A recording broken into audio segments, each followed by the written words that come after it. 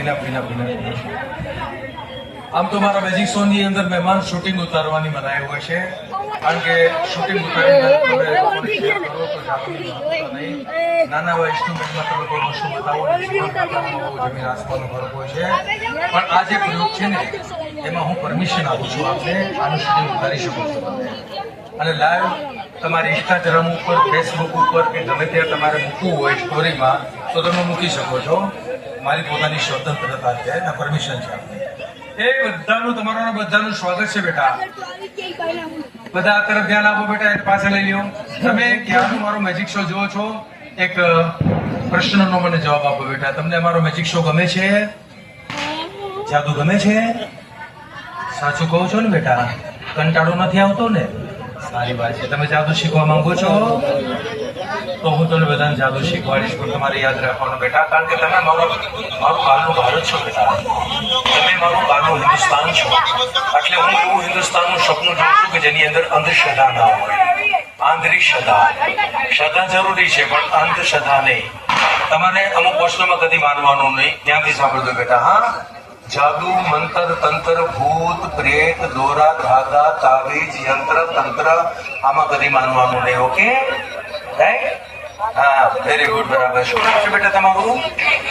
બહુ સરસ નામ છે બેટા. તમે ભણવા જાઓ છો? કેટલામાં? શું ભણો છો બેટા? ભણી ગયેલી મોટા થઈ શું બનવાના? જોરદાર તાલીઓથી સ્વાગત કરો ભાઈ દીકરીનું. ટીચર બનવાની છે. Very good. તમે શું બનવાના?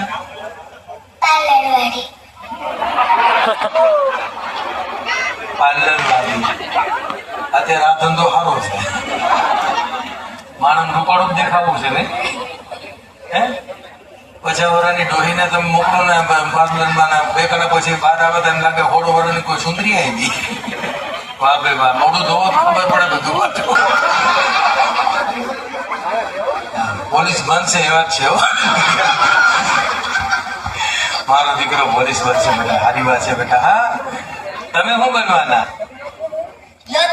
અરે વાહ મારા દીકરા, મજા. સારું ભણજો બેટા. ખાલી કચરા વીણા નો રાખતા. તમે શું બનવાના? એ વાહ મારા દીકરા. તમે તમે પોલીસ. એટલે હા, નાની એવી ઢીંગલી. તમે શું બનવાના? ટીચરમાં થોડે જોરથી બોલવું પડશે, છોકરા સમજશે જ નહીં. કઈ વાંધો નહીં બેટા.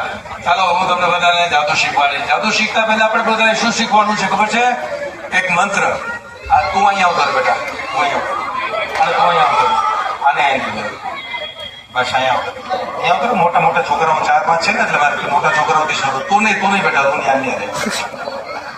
ઓકે? અચ્છા, હવે તમને બધાને એક મંત્ર શીખવાડીશ એટલે તમને બધા જાદુ આવડી જશે. મંત્ર. ઓકે? તો હું જે મંત્ર બોલું ને, મંત્ર પહેલા હું તમને ઉખાણું શીખવાડું. ઉખાણું બોલું ને હું જેમ એમ તમારે બોલવાનું. બરાબર? શું છે બેટા? એક ઘાસનો પૂળો છે. શું એ છે ને? ગાયને ભેંસને આપણે ઘાસ ખવડાવવાનું છે, શબ્દોથી, સાચું નહીં. તો જેટલી ઝડપથી બોલું છું ને એટલી ઝડપથી તમારે બોલવાનું. શબ્દમાં ફેરફાર ન થવો જોઈએ. ઓકે?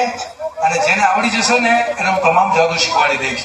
બધા ધ્યાનથી સાંભળજો. હા, હું ઘાસ ખવડાવું છું ગાયને ભેંસને શબ્દોથી. ધ્યાનથી સાંભળો બેટા. ઘાસ ખાય ભેંસ, ઘાસ ખાય ભેંસ, ઘાસ ખાય ઘાસ ખાય ઘાસ ખાય ભેંસ, ઘાસ ખાય ભેંસ, ઘાસ ખાય ઘાસ ખાય ઘાસ ખાય ભેંસ, ઘાસ ખાય ભેંસ, ઘાસ ખાય ઘાસ ખાય. બોલ બેટા. ગાય ઘાસ ખાય કે ભેંસ ખાય? તું બોલ બેટા. જો બોલ. ગાય ખાય ભેંસ ખાય. ગાય ખાય ભેંસ ખાય. તું બોલ બેટા. ગાય ગાય ભેંસ ખાય. ગાય ગાય ભેંસ ખાય. ગાય ગાય ભેંસ ખાય. તું બોલ બેટા. હે, બોલ. તું બોલ બેટા. ભેંસ ખાય. ભેંસ ખાય. હું ખાય? તું ખાતો બેટા? ખા. હું બોલતો બેટા? આ પોલીસ બોલશે મારા.